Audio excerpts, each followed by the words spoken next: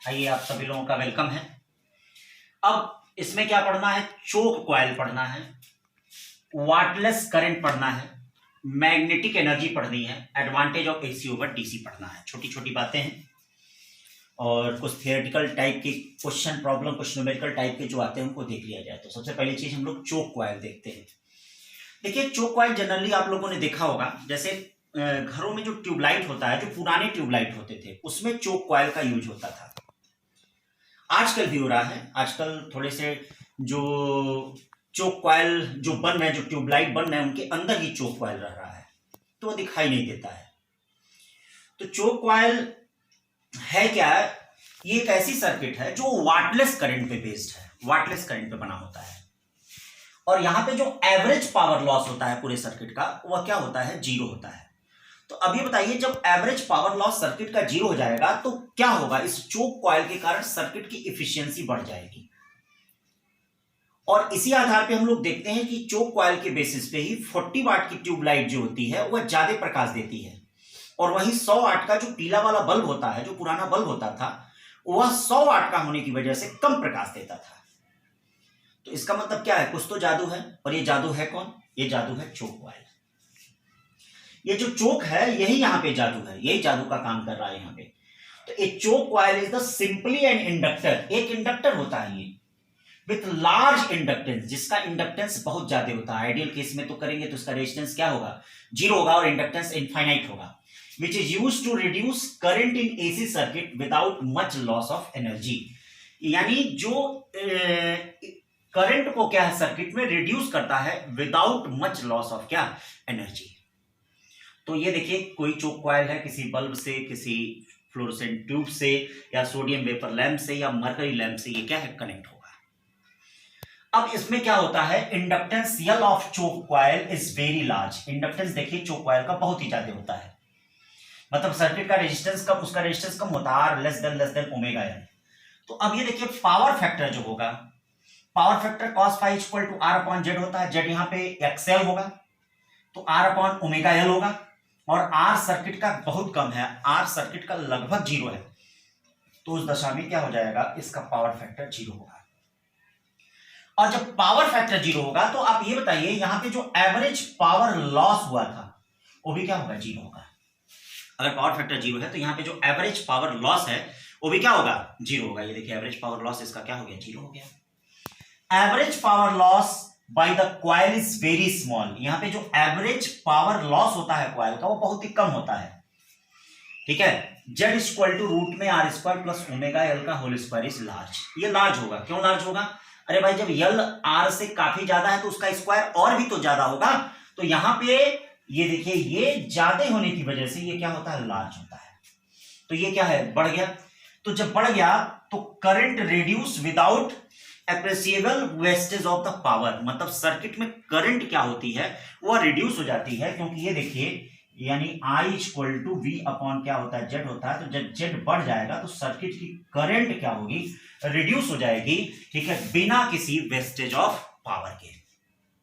और इसका मतलब कम करंट में ही वह ज्यादा हमें प्रकाश देने लगेगा। अब choke coil based on the principle of wattless current. Choke coil जो होता है वो वाटलेस करंट के प्रिंसिपल पे बेस्ड होता है। ये देखिए, wattless current. Choke coil is use only in AC not DC. Choke coil AC में यूज होता है, डीसी में नहीं होता है। कभी भी डायरेक्ट करंट में आप इसका यूज नहीं देख सकते हैं, अल्टरनेटिंग करंट में ही इसका यूज होता है। अब चोक कॉइल दो तरह के होते हैं। एक आयरन कोर्ड चोक कॉइल होता है। देखिए, आयरन की रॉड होती है, उस पर इस तरह से इसको लपेटा होता है। तो ये जो आयरन कोर चोक कॉइल होता है, use generally at the low frequency. जैसे जहां पे फ्रीक्वेंसी कम होती है, 40 हर्ट्ज, 30 हर्ट्ज, जहां पे फ्रीक्वेंसी कम होती है वहां पे generally iron cored choke coil को हम क्या करते हैं? यूज करते हैं, यहां पे फ्रीक्वेंसी कम होती है। ठीक है। और एक होता है air core choke coil. Air core का मतलब इसमें जो होता है, इंडक्टर में क्या होता है? एयर, हवा भरी होती है, मतलब किसी पे लपेटा नहीं होता। एयर कोर चोक कॉइल जो होता है generally use at the high frequency. इसको देखिए, हाई फ्रीक्वेंसी पे इसको हम यूज करते हैं। किस पे? हाई फ्रीक्वेंसी को। और resistance of ideal choke coil is zero. जो रेजिस्टेंस होता है आइडियल चोक कॉइल का, वह क्या होता है? जीरो होता है। इसका यूज घरों में यूज होने वाली फ्लोरोसेंट ट्यूब, मरकरी लैंप जो होते हैं, ठीक है, और सोडियम वेपर लैंप जो होते हैं इनमें जनरली इनका ज्यादा यूज होता है। पहले तो ठीक है, जब हमारे पास उतनी अच्छी टेक्नोलॉजी नहीं थी तो ये बाहर से ही चोक कॉइल दिखते थे, लेकिन आजकल क्या है, ये ऑटोमेटिक रूप से फ्लोरेसेंट ट्यूब के अंदर ही सेट हो जा रहे हैं, इतने छोटे बन रहे हैं, इतनी अच्छी एफिशिएंसी हो रही है कि जो हमको आंख से दिखाई नहीं देता है। तो इस वजह से ये आपका मतलब ये कारणों से इफिशियंसी हमको क्या है, अच्छी मिलती है, अच्छा लाइट मिलता है, ठीक है, कम करंट पे ही, और ये चोक कॉइल का सबसे अच्छा इंपॉर्टेंस है। ठीक है, तो बातें समझ में आ गई होंगी, इनको याद रखिएगा, याद रखना जरूरी है क्योंकि इसी से छिपे हुए क्वेश्चन इसमें मिलेंगे, जो इनमें हो सकता है कि आपसे पूछ दिया जाए कि चोक कॉइल क्या है, तो आप कहेंगे high inductance low resistance. Ideal case में क्या चोक कॉइल का इंडक्टेंस होता है, आप कहेंगे इनफाइनाइट होता है। रेजिस्टेंस क्या बोलेंगे, आप 0 बोलेंगे। ठीक, तो इसको नोट कर लीजिए, देख लीजिए। अब हम लोग वाटलेस करंट के बारे में चलते हैं। ठीक है, इसको नोट कर लीजिए। और भाई अब वाटलेस करंट को देखते हैं। वाटलेस करंट क्या होता है, छोटी छोटी बातों को ध्यान दीजिएगा। जैसे जिस सर्किट का एवरेज पावर लॉस अगर 0 होता है, तो जो भी ऐसी सर्किट होती है, वैसा आइडियल सर्किट में ही हो सकता है, रियल में तो ऐसा कोई सर्किट नहीं होगा जिसमें पावर लॉस 0, क्योंकि कुछ न कुछ सर्किट का रेजिस्टेंस जरूर होगा। तो ये सारी बातें आइडियल में है, लेकिन हम अप्रॉक्स लगभग तक जा रहे हैं। तो लगभग जिस सर्किट का एवरेज पावर लॉस अगर 0 होता है, तो उसमें जो करंट होती है उसी करंट को हम वाटलेस करंट कहते हैं। अब मान लीजिए, ठीक है, हमने लिखा भी है the current in the AC circuit set to be wattless if average power consumed in the circuit is 0, यानी होल साइकिल, पूरे साइकिल में average power consumed in the circuit क्या है, 0। अब मान लीजिए ये देखिए IRMS और ERMS है। ठीक है, IRMS और ERMS इस प्रकार से यहां पे दिया गया है, IRMS और ERMS, इनके बीच का फाई है, तो एवरेज पावर लॉस कितना होगा, ERMS IRMS cos फाई। इस IRMS कंपोनेंट को जरा, वैसे तो वेक्टर नहीं है, लेकिन इसको 2 कंपोनेंट में जरा ब्रेक करते हैं। चलिए फिर ब्रेक करेंगे तो ये देखिए आएगा IRMS cos फाई आएगा, और ये जो आएगा, ये देखिए ये क्या आएगा, ये जो आएगा IRMS sin फाई आएगा। ठीक है भाई, इस तरह से देखिए हमने 2 कंपोनेंट में इसको क्या ब्रेक कर दिया। अब यहां पे 2 केस हो रहा है। 2 केस का मतलब क्या, एक केस आप देख रहे हैं कि ये जो IRMS cos फाई है वह ERMS के पैरेलल है, मतलब इसमें कितने का एंगल बन रहा है, IRMS एंगल बिटवीन, मतलब 2 केस हो रहा है। फर्स्ट केस में क्या है, फर्स्ट केस में क्या है, एंगल बिटवीन, फर्स्ट केस में क्या है, angle between IRMS cos phi and ERMS, ये क्या है, 0 है, तो 0 है। तो अब देखते हैं इसमें एवरेज पावर लॉस क्या होगा, P average equal to ERMS IRMS cos phi और cos 0, यानी इक्वल टू क्या हो गया, ERMS IRMS cos फाई। बताओ भाई, ये एवरेज लॉस हो गया, ये एवरेज पावर हो गया। क्या बताओ, ये एवरेज पावर 0 आया है, नहीं आया है। तो जब ये एवरेज पावर 0 नहीं आया है, तो क्या ये IRMS cos फाई जो है, क्या वाटलेस करंट को रिप्रेजेंट करेगी? नहीं, क्योंकि वाटलेस करंट वही होगा, आइडियल करंट वही होगा जब सर्किट का एवरेज पावर लॉस क्या है, 0 आ जाए। अब देखो, ये जो IRMS sin फाई है वह ERMS से कितना एंगल बना रहा है, 90 डिग्री। यानी चलिए केस सेकंड में चलते हैं। केस सेकंड क्या है, केस सेकंड है angle between IRMS sin phi and ERMS 90 degree. कितना एंगल है, 90 डिग्री। अब एवरेज पावर लॉस कितना हो जाएगा, ERMS IRMS sin फाई और cos 90 डिग्री। बताइए cos 90 की वैल्यू क्या होती है, 0। बोलो एवरेज पावर लॉस क्या होगा, 0। तो आप देख रहे हैं IRMS sin फाई के कारण सर्किट का जो एवरेज पावर लॉस जो आ रहा है वह क्या आ रहा है, 0 आ रहा है। क्यों, IRMS sin फाई के कारण जो सर्किट का जो पावर लॉस आ रहा है वह क्या आ रहा है, वह 0 आ रहा है। तो इसका मतलब यहां पे जो वाटलेस करंट हो गई वह कौन हो गई, यानी वाटलेस करंट की जो न्यूमेरिकल वैल्यू हो गया वह क्या हो गया, IRMS साइन फाई। देखिए IRMS sine phi, wattless current का जो न्यूमेरिकल वैल्यू हो गया वह क्या हो गया, IRMS साइन फाई। बोलो भाई वाटलेस करंट की न्यूमेरिकल वैल्यू हो गई कि नहीं। तो इस प्रकार से आपने देखा, अब जहां भी जिस भी न्यूमेरिकल प्रॉब्लम में आएगा कि वाटलेस करंट, याद रखिएगा साइन फाई की वैल्यू यानी IRMS साइन फाई अगर आप निकाल देंगे तो वही वाटलेस करंट होगा। अब इसमें कुछ न्यूमेरिकल प्रॉब्लम हम लोग देख लिया जाए, इसको आप लोग नोट कर लीजिए। क्वेश्चनों की दुनिया पे ये देखो काफी अच्छा क्वेश्चन है, ये बड़ा अच्छा बोला है। करा कि एक circuit consisting of an inductance and resistance joint to a 200 volt AC. 200 volt AC से एक इंडक्टेंस और एक रेजिस्टेंस सर्किट में कनेक्ट है, मतलब एक इंडक्टेंस हो गया और एक रेजिस्टेंस जो हो गया, ये 200 वोल्ट के, ये देखिए एसी से ये क्या है, कनेक्ट है 200 वोल्ट एसी से। It draw a current of 10 ampere. ये जो करंट है वो कितना ड्रॉ कर रहा है, वो 10 एम्पियर करंट क्या है, ये ड्रॉ कर रहा है। मतलब ये जो करंट है वो कितना है, 10 एम्पियर ड्रॉ कर रहा है। ठीक है, करंट 10 एम्पियर ड्रॉ कर रहा है। If power used in the circuit 1500 watt, 1500 watt, calculate wattless current. अब देखिए इसमें इस सर्किट में दो तरह का पावर दिया गया है। एक देखिए ट्रू पावर है, ये जो ट्रू पावर है इस वोल्टेज और इस करंट के कारण मिलेगा, ये ट्रू पावर है। तो इसका जो ट्रू पावर होगा, इसमें ट्रू पावर जो होगा वो क्या होगा, 200 इंटू 10 यानी 2000 वाट हो जाएगा। बोलो भाई 2000 वाट हो गया कि नहीं। ये सर्किट का ट्रू पावर हो गया। True power equal to 200 into 10 equal to 2000। फिर इसमें ये जो पावर दिया है, power use in the circuit, ये इसका एपेरेंट पावर दिया गया है। मतलब ये जो पावर दिया गया है सर्किट में, ये देखिएगा ये एपेरेंट पावर दिया है। तो इसका जो एपेरेंट पावर होगा, एपेरेंट पावर इक्वल टू कितना हो जाएगा, 1500 इंटू, ये देखिएगा एपेरेंट पावर, ठीक है, सॉरी एपेरेंट पावर 1500 वाट हो गया। अब हम इससे पावर फैक्टर निकाल सकते हैं। Power factor cos phi equal to ये ट्रू पावर अपॉन क्या होता है, ये भी इसका एक फार्मूला है। True power upon apparent power होता है, मतलब true power upon apparent power होता है। ये भी एक पावर फैक्टर होता है। ट्रू पावर अपॉन कितना होता है, एपेरेंट पावर होता है।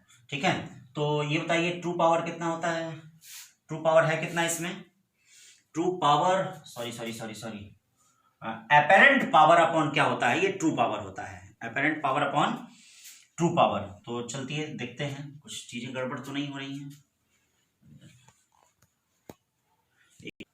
देखो इसमें एक गलती हो गई थी, छोटी सी प्रॉब्लम, सॉरी इसके लिए। यहां पर ये जो पावर दिया गया ना, power use in the circuit, ये आपका क्या है, ये ट्रू पावर दिया गया है। मतलब सर्किट में जो पावर यूज हो रहा है वो ट्रू पावर है। तो ट्रू पावर 1500 वाट है। और ये जो 210 के कारण जो आएगा ना, 210 के कारण ये एपेरेंट पावर आएगा। तो एपेरेंट पावर क्या हो जाएगा, 200 इंटू 10 यानी 2000 वाट। और पावर फैक्टर क्या होता है, क्या होता है power factor, true power upon apparent power होता है। क्यों, पावर फैक्टर इन होता है, true power upon apparent power होता है। तो ये 3/4 हो गया। अब हमें वाटलेस करंट निकालना है। क्या निकालना है, वाटलेस करंट। तो चलो भाई वाटलेस करंट क्या है, IRMS sine minus cos square phi. क्यों, कॉस फाई की वैल्यू आपने पता कर लिया, और IRMS है कितना, ये जो वैल्यू दी गई है ये रूट में स्क्वायर करंट की वैल्यू दी गई है, RMS वैल्यू की दी गई है। तो ये IRMS हो गया 10, रूट में 1 माइनस 3 का स्क्वायर 9, 4 का स्क्वायर 6, और ये कितना हो जाएगा, ये देखिए 16 में से रूट 7 अपॉन कितना 4, रूट 7 अपॉन कितना हो गया 4। 10 में 4 से अगर डिवाइड करते हैं तो कितना इसकी वैल्यू हो जाएगी, या वही रहने दीजिए, 10/4 रूट 7 एम्पियर। ये आपका क्या हो गया, वाटलेस करंट हो गया। ठीक है, तो इस तरह से ये छोटी सी एक गलती हो गई थी, इसमें जरा ध्यान दीजिएगा। ये जो क्वेश्चन में दिया गया है फिर से एक बार दोबारा देख लीजिए। Circuit consisting of inductor and 200 volt AC supply, तो ये 200 इंटू 10 से हमको अपरेंट पावर मिलेगा, और ये सर्किट का क्या है 2 पावर दिया गया है। तो अब cos फाई क्या होता है 2 पावर अपन अपरेंट पावर, तो 3/4 हो गया। वाटलेस करंट IR में sin फाई, sin फाई क्या हुआ ट्रिग्नोमेट्री से 1 minus cos square phi, cos phi की वैल्यू हमने फाइंड कर ली है, तो 10√7/4। अब नेक्स्ट क्वेश्चन, दूसरे क्वेश्चन की तरफ देखते हैं जो वाटलेस करंट पे बेस्ड है। ठीक है, चलो भाई एग्जाम्पल नंबर 2 की तरफ आते हैं। अब देखो एग्जाम्पल नंबर 2 क्या कर रहा है, काफी अच्छा क्वेश्चन है। करा कि अल्टरनेटिंग करंट में जो EMF दिया गया है वो 100 sin 30t दिया गया है, और जो करंट दिया गया है 20 sin 30t माइनस π/4 दिया है। आपसे कहा यह जा रहा है कि find average value, average power loss in one cycle में एवरेज पावर लॉस आपको बताना है। Average power loss in one cycle and wattless current आपको फाइंड करना है। क्या फाइंड करना है, वाटलेस करंट आपको फाइंड करना है। ठीक है, तो अब ये देखो सर्किट में यहाँ पे क्या क्या चीजें दी गई हैं। देखो पीक वैल्यू ऑफ EMF दे दिया गया है, वह 100 दे दिया है। पीक वैल्यू ऑफ करंट दे दिया गया है, वह कितना दे दिया गया 20। ये करंट जो है वोल्टेज से π/4 पीछे है, करंट जो है वोल्टेज से π/4 पीछे है, तो फाई इक्वल टू कितना दे दिया गया है π/4 दे दिया गया है, मतलब 45 डिग्री। अब बताइए पावर क्या होता है, एवरेज पावर लॉस पूरे साइकिल का VRMS, IRMS और cos फाई होता है। बताइए VRMS कितना हो जाएगा 100/√2, IRMS कितना होता है बताइए 20/√2, cos 45, बोलिए भाई cos 45 ये कितना हो गया 1000/√2, ये हो गया एवरेज पावर लॉस। फिर कह रहा वाटलेस करंट, या बताओ वाटलेस करंट क्या होता है, बोलो भाई वाटलेस करंट क्या होता है। जो वाटलेस करंट होता है वह IRMS sin फाई होता है, IRMS sin फाई होता है।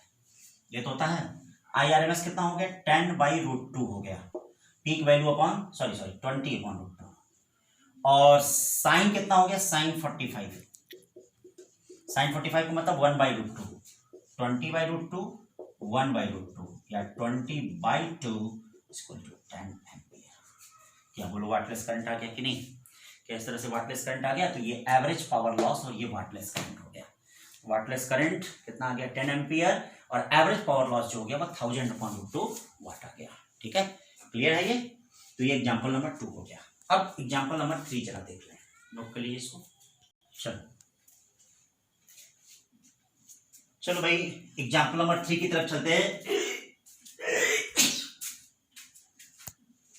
एग्जाम्पल नंबर 3 की तरफ चलते हैं। क्या कर रहा है, जेई का आया हुआ प्रश्न है, ये जेई का आया हुआ क्वेश्चन है कि for LCR circuit shown here the current is observe to lead the applied voltage and additional capacitor C dash. याद रखिएगा, देखिए क्वेश्चन क्या कर रहा है, current is observe to lead the applied voltage, यानी करंट लीड कर रहा है। तो पहला पॉइंट नोट करिएगा, करंट अगर लीड कर रहा है तो पहला पॉइंट ये है कि I लीड टू वोल्टेज का मतलब nature of circuit capacitive, nature of circuit capacitive, यानी कैपेसिटर का दबदबा होगा। किसका दबदबा होगा, कैपेसिटर का दबदबा होगा।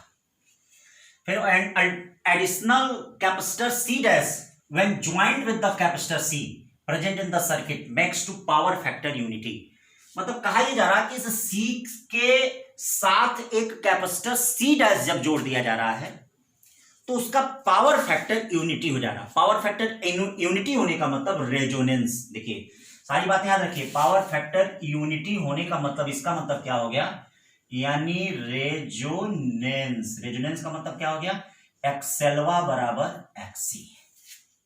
बोलिए ये तो होता है रेजोनेंस, छोटी छोटी बातें। तो करा कि वो C डैश को जोड़ा कैसे गया है, सीरीज में जोड़ा गया है C डैश को, या C डैश को पैरेलल में जोड़ा गया है, ये आपको बताना है। ठीक, बात समझ रहे हैं ना, C डैश को कैसे जोड़ा गया है। तो अब बताइए, क्वेश्चन से पहले ही पता चल गया कि I लीड टू वोल्टेज, मतलब नेचर सर्किट का कैपेसिटिव होगा। इसका मतलब कैपेसिटर ज्यादा बढ़ेगा। तो कैपेसिटर की मात्रा बढ़ती कब है, सीरीज में बढ़ती है ज्यादा कि पैरेलल में बढ़ती है। सीरीज में अगर हम कैपेसिटर को जोड़ेंगे तो इक्विवेलेंट कैपेसिटेंस डिक्रीज करेगा, और अगर कैपेसिटर के पैरेलल में कैपेसिटर जोड़ेंगे तो इक्विवेलेंट कैपेसिटेंस बढ़ेगा। इसका मतलब जो सी डैश है वह दिमाग में हमारे ये आ रहा है कि उसको इसके पैरेलल में जोड़ दिया जाए। ठीक है भाई, पैरेलल में जोड़ दिया गया। अब क्या है, करा कि पावर फैक्टर यूनिटी आना है। तो पावर फैक्टर अगर यूनिटी तभी होगा जब cos फाई की वैल्यू 1, तभी होगा जब XL equal to XC dash होगा। एक्सी डैश क्यों? क्योंकि कैपेसिटेंस में सी प्लस सी डैश हो जा रहा है। एक्सएल क्या है? Omega L. ये क्या होगा? और सी प्लस सी डैश हो गया। हमें क्या पूछा है? सी डैश की वैल्यू पूछा है। सी डैश की वैल्यू पूछा है, तो देखिए सी डैश की वैल्यू पूछ रहा है, तो सिंपल में आप इसको लिख सकते हैं omega C plus C dash equal to 1 by omega L या ओमेगा स्क्वायर एल, या सी डैश इक्वल टू क्या हो जाएगा? C dash equal to 1 upon omega square L minus C, या C dash equal to 1 minus omega square L C upon omega square L. और कैसे connect होगा ये? Parallel में। ठीक है भाई, आई बात समझ में? तो सी डैश कैसे कनेक्ट होगा? पैरेलल में कनेक्ट होगा। तो क्वेश्चन समझा किस तरह से क्या चीजें हैं। पावर फैक्टर 1 हो रहा है, इसका मतलब रेजोनेंस हो रहा है। करंट क्या कर रहा है? लीड कर रहा है। तो करंट लीड कर रहा है, नेचर कैपेसिटिव होगा। कैपेसिटिव होगा तो इसका मतलब इसके पैरेलल में हम जोड़ेंगे। तो पैरेलल में जोड़ेंगे तो ये सी प्लस क्या होगा? सी डैश होगा। सॉल्व करेंगे तो सी डैश की वैल्यू जो आएगी वो पैरेलल में 1 minus omega square L C upon omega square L आएगा। ठीक है, क्वेश्चन प्रॉब्लम समझ में आया। अब जरा हम advantage of AC over DC देख लें। इसमें भी 1-2 थ्योरेटिकल क्वेश्चन होते हैं, उनको ध्यान देना है, तो इसको नोट कर लीजिए। और advantage of AC over DC हम लोग देख लिया जाए। Advantage of AC over DC देख लेते हैं। Advantage of AC over DC, क्या इसका एडवांटेज है? Advantage of AC over DC, तो सबसे पहली चीज, एसी जो बनाना होता है वह चीपर होता है, सस्ता होता है with respect to DC. DC बनाना कठिन है, क्योंकि डीसी जब भी बनेगा तो एसी से बनेगा। फिर दूसरा क्या, it can easily converted into DC, मतलब एसी को हमेशा हम डीसी में कन्वर्ट कर सकते हैं जैसा चाहें। पहले रेक्टिफायर से कनेक्ट करते हैं, फिर फिल्टर सर्किट का प्रयोग करके, ठीक है, प्योर डीसी को हम वहां से और प्योर एसी को वहां से हम निकाल लेते हैं। तो it can easily converted into DC by rectifier. It can be controlled easily, इसको हम आसानी से कंट्रोल कर सकते हैं। अल्टरनेटिंग करंट को आसानी से कंट्रोल कर सकते हैं with the help of choke coil के हेल्प से। फिर it can be transmitted over long distance. It can be transmitted over long distance, ये लंबे डिस्टेंस तक क्या होता है? ट्रांसमिट होता है। It can be transmitted over long distance, लंबे डिस्टेंस तक ये क्या होता है? ये ट्रांसमिट होता है एट लो पावर लॉस, यानी कितने पे?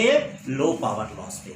देखते ही हैं कि हमारे यहाँ जो बिजली आती है, ठीक है, वो बहुत दूर दूर से तारों के माध्यम से आती है और उसमें कम पावर लॉस होता है। ऐसा नहीं है, होता है पावर लॉस, लेकिन सबको भी ट्रांसफार्मर में पढ़ा जाएगा कि कैसे वो पावर लॉस निकाला जाएगा।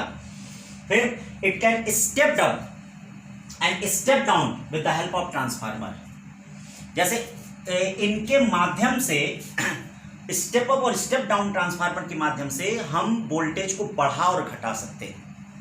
लेकिन ऐसा काम हम डीसी में नहीं कर सकते हैं, क्योंकि ट्रांसफार्मर डीसी में यूज होता ही नहीं है, और डीसी को बहुत ज़्यादा दूर भेज भी नहीं सकते, क्योंकि उसमें पावर लॉस क्या होता है? ज़्यादा होता है। अब इसका डिसएडवांटेज क्या है, इसको जरा देख लेते हैं। पहले इसको नोट कर लीजिए, फिर डिसएडवांटेज देखते हैं। एडवांटेज ऑफ अल्टरनेटिंग करंट का देखते हैं। और देखिए, कुछ चीज़ों का लाभ भी होता है तो कुछ का नुकसान भी होता है, ऐसे ही डिसएडवांटेज। देखिए, आप जानते हैं कि जो पीक वैल्यू एसी की होती है वह काफ़ी ज़्यादा होती है, इसीलिए एसी के साथ वर्क करना, अल्टरनेटिंग करंट के साथ वर्क करना काफ़ी डेंजरस होता है। क्योंकि देखिए, इसमें जो पीक वैल्यू आएगी, peak value of AC is high, I naught equal to √2 IRMS आएगा। अब मान लीजिए 220 वोल्ट का आरएमएस वोल्टेज है, तो पीक वैल्यू कितनी हो गई? 311 वोल्ट लगभग होगा। मान लीजिए IRMS अगर 220 है, तो इसका पीक क्या होगा? 1.4 इंटू 220 लगभग 311 वोल्ट के करीब आएगा, 311 वोल्ट के करीब आएगा ये। तो अब ये बताइए कि इसकी पीक वैल्यू बढ़ जा रही है कि नहीं? तो जब पीक वैल्यू बढ़ जा रही है तो ये डीसी की अपेक्षा काफ़ी डेंजरस होती है, खतरनाक होती है, ठीक है। तो दूसरी चीज, इन इलेक्ट्रोप्लेटिंग जैसे आप जानते होंगे, इलेक्ट्रो रिफाइनिंग, ठीक है, इलेक्ट्रो टाइपिंग, ये सब ऐसी प्रक्रिया होती है जो सिर्फ डीसी में होता है, एसी में नहीं होता है। जैसे इलेक्ट्रोप्लेटिंग का मतलब क्या होता है, जैसे मान लीजिए हमको सोने का पानी चढ़ाना है, कोई चांदी का वो मटेरियल, उस पर सोने का पानी चढ़ाना है, तो ये डीसी में ही चढ़ेगा, एसी में नहीं चढ़ेगा। क्योंकि एसी में क्या होता है, एसी प्लस और माइनस में चलती है। एसी देखिए, एसी प्लस और माइनस में चलती है। तो जब पॉजिटिव हाफ साइकिल में होगा, तो जब हम उस सोल्यूशन में, लिक्विड में हम चांदी को लटकाए रहेंगे, तो पहले तो जाके चिपक जाएगा गोल्ड का सोल्यूशन, अब फिर जब नेगेटिव में जाएगा तो फिर गोल्ड का सोल्यूशन क्या होगा, निकल आएगा। तो बार बार प्रक्रिया क्या होगी, चिपकेगा निकलेगा, चिपकेगा निकलेगा। तो इसीलिए एसी में कभी भी हम सोने का पानी चढ़ा नहीं सकते हैं, जिसको हम इलेक्ट्रोप्लेटिंग कहते हैं। तो एसी में ना इलेक्ट्रोप्लेटिंग हो सकता है, ना इलेक्ट्रो रिफाइनिंग हो सकता है, ना इलेक्ट्रो टाइपिंग हो सकता है, कुछ भी नहीं एसी में हो सकता।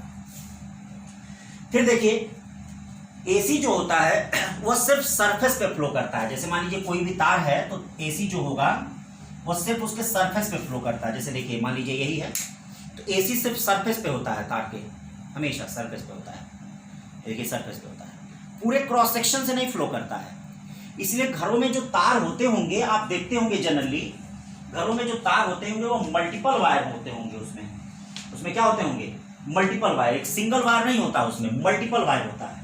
तो AC transmitted more from surface of conductor than from inside, this is called skin effect. इसी को स्किन इफेक्ट कहते हैं। यही स्किन इफेक्ट कहलाता है कि मतलब ये स्किन माने सरफेस से ही फ्लो करता है, क्रॉस सेक्शन से नहीं। तो several fine insulated wire not a single wire are required for transmission of AC. मतलब सेवरल वायर, कई तार लगते हैं एसी के ट्रांसमिशन में। अपने घरों में जब वायरिंग होती होगी, जब इलेक्ट्रीशियन वायरिंग करता होगा, तो देखिएगा कई तार से होता है, एक तार से नहीं। या फॉर एग्जांपल आप पोल पे ही देख लीजिए, पोल पे जो तार गए हुए उसमें मल्टीपल वायर लगे हुए हैं। जबकि डीसी के लिए ऐसी कोई बाध्यता नहीं है। डीसी पूरे एरिया ऑफ क्रॉस सेक्शन से फ्लो करती है। देखिए, पूरे एरिया ऑफ क्रॉस सेक्शन से डीसी फ्लो करती है। तो पूरे एरिया ऑफ क्रॉस सेक्शन से डीसी अगर फ्लो करती है, सिंगल वायर और मल्टीपल, ये सिंगल वायर से भी आप इसका काम चला सकते हैं। जैसे घरों में मोबाइल चार्जर जो होते हैं वो देखते हैं आप सिंगल वायर से ही होते हैं।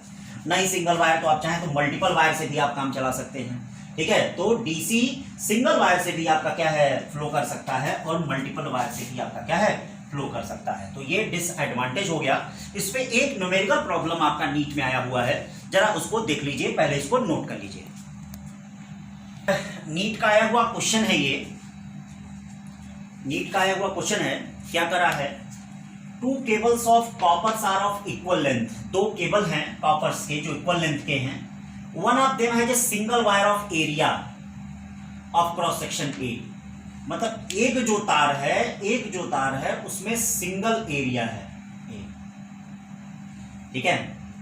दूसरा जो है विच ऑफर, ठीक है, which other has a 10 wire of cross section area a by 10। और जो दूसरा वाला है उसमें क्या है, इस तरह से ऐसे करते हुए इसमें 10 वायर है।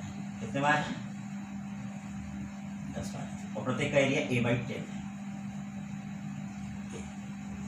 ठीक, तो क्या 2 कॉपर वायर हैं, एक का एरिया ऑफ क्रॉस सेक्शन ए है और दूसरे में, ठीक है, a by 10 area of cross section के 10 वायर हैं। फिर कह रहा है कि give their suitability for transporting of AC and DC. Give their suitability for transporting of AC and DC, मतलब कौन एसी के लिए और डीसी के लिए अच्छा होगा। तो मैंने तो आपको बता दिया था कि डीसी के लिए कोई भी अच्छा हो सकता है, डीसी के लिए तो दोनों अच्छे हैं। लेकिन एसी सरफेस पे फ्लो करती है। अगर आप ये एसी के लिए यूज करेंगे तो सरफेस पे फ्लो करेगी, अंदर से तो फ्लो ही नहीं करेगी, तो हमें जो करंट की एफिशिएंसी मिलेगी वो उतनी अच्छी मिलेगी नहीं। तो इसीलिए हमको मल्टीपल स्टैंड का क्या होना चाहिए, वायर यूज करना चाहिए एसी के फ्लो के लिए। तो एसी के फ्लो के लिए हमको मल्टीपल स्टैंड का क्या है, वायर यूज करना पड़ेगा एसी के फ्लो के लिए। देखिए एसी का फ्लो होगा तभी एसी का फ्लो हो पाएगा जब मल्टीपल स्टैंड का यूज करेंगे। तो क्या कहा जा रहा है ऑप्शन में, देख लीजिए, only single stand for AC. गलत है, सिंगल कभी, only single stand for DC, either for AC. मतलब सिंगल डीसी के लिए होगा और एसी के लिए कुछ भी हो सकता है। नहीं, एसी के लिए सिंगल होगा और डीसी के लिए क्या है, कुछ भी हो सकता है। ये भी गलत है। Only multiple stand for AC, चलिए बहुत अच्छा। Only single stand for DC, कह रहा है मल्टीपल स्टैंड एसी के लिए होगा और केवल सिंगल स्टैंड डीसी के लिए होना चाहिए। नहीं, डीसी के लिए तो सिंगल भी हो सकता है और मल्टीपल भी हो सकता है, तो ये भी गलत हो गया। तो only multiple stand for AC either for DC, और डीसी के लिए कुछ भी हो सकता है, सिंगल वाला भी डीसी से फ्लो कर सकता है और मल्टीपल वाला भी फ्लो कर सकता है। तो यहाँ पे कौन सा ऑप्शन सही है? ए वाला ऑप्शन सही है। ठीक है, तो ये हो गया आपका advantage and disadvantage of alternating current. अब हम लोग जरा मैग्नेटिक एनर्जी को देख लें। अभी आगे जैसे एलसी ऑसिलेशन चलेगा, ट्रांसफर सब चीजें चलेंगी, तो उसमें मैग्नेटिक एनर्जी आएगा। तो जरा मैग्नेटिक एनर्जी को देख लें, क्या मैग्नेटिक एनर्जी होती है। तो इसको नोट कर लीजिए और फिर मैग्नेटिक एनर्जी को देख लीजिए। चलो भाई, मैग्नेटिक एनर्जी देखते हैं क्या होता है। आप जानते हैं किसी भी इंडक्टर में जो एनर्जी स्टोर्ड होती है, मतलब जो कार्य के रूप में, जो वर्क के रूप में जो एनर्जी स्टोर्ड होती है, उसी एनर्जी को हम लोग मैग्नेटिक एनर्जी कहते हैं। जो वर्क के फॉर्म में एनर्जी स्टोर्ड होती है उसी को हम लोग मैग्नेटिक एनर्जी कहते हैं। तो यहां पे क्या है, मान लो ये कोई इंडक्टर है, ठीक है। इस इंडक्टर में जो मैक्सिमम एनर्जी है, पहले तो एनर्जी जीरो है, मैक्सिमम करंट मतलब जो जीरो से स्टार्ट हो रहा है और करंट कहां तक पहुंच रहा है, आई नॉट तक। आई नॉट तक इसमें करंट पहुंच रहा है। तो अब इसमें मैग्नेटिक एनर्जी निकालनी है। तो सबसे पहली चीज हम इसमें जरा इंड्यूस्ड ईएमएफ देख लें। E इक्वल टू, ये देखिएगा एसी से नहीं, ये डीसी से कनेक्शन है, ठीक है। E equal to minus L D I by क्या हो गया, ये इंड्यूस्ड ईएमएफ हो गया, इसका इंड्यूस्ड ईएमएफ, ठीक है भाई। Induced EMF E equal to कितना हो गया, minus L D I by कितना हो गया, dt हो गया। ये इंड्यूस्ड ईएमएफ हो गया। अब हमको क्या करना है, dt टाइम में इस इंड्यूस्ड ईएमएफ के अगेंस्ट वर्क डन करना है। तो वर्क डन, अब देखिए work done against induced EMF in dt time. तो देखिए हम अगेंस्ट वर्क कर रहे हैं, तो ये वर्क क्या होगा, निगेटिव होगा भाई। Induced EMF equal to minus L D I by D T है, तो हम अगेंस्ट वर्क कर रहे हैं, तो ये वर्क डन क्या होगा, निगेटिव होगा। यानी D W equal to minus E into D T, ठीक है। या D W equal to EMF कितना हो गया, minus L D I by कितना हो गया, डी टी हो गया।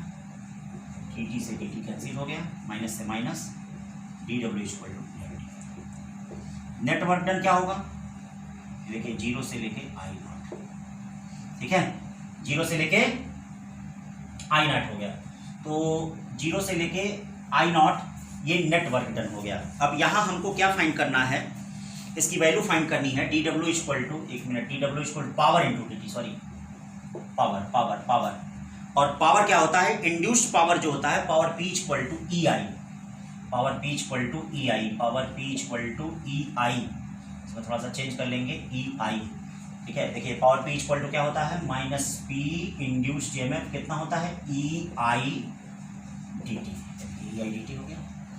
ई कितना है, minus L D I by कितना, डी टी, डी टी से डी टी कैंसिल हो गया। अब क्या करेंगे इसमें, ये देखिए एल आई डी आई हो गया। अब इसका इंटीग्रेशन करेंगे, तो इसका इंटीग्रेशन करेंगे तो कहाँ से कहाँ तक, जीरो से लेके आई नॉट तक। और ये देखो ये वर्क डन जो हो जाएगा वो कितना हो जाएगा, हाफ एल आई नॉट का स्क्वायर, भाई, ठीक। तो work done against induced EMF D W equal to minus P into D T.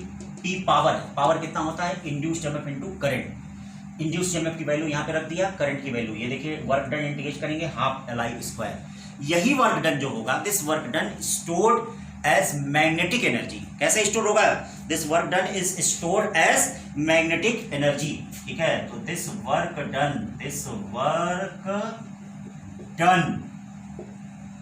stored as magnetic energy, यही मैग्नेटिक एनर्जी के रूप में स्टोर होगा। तो magnetic energy U B equal to half L I naught का,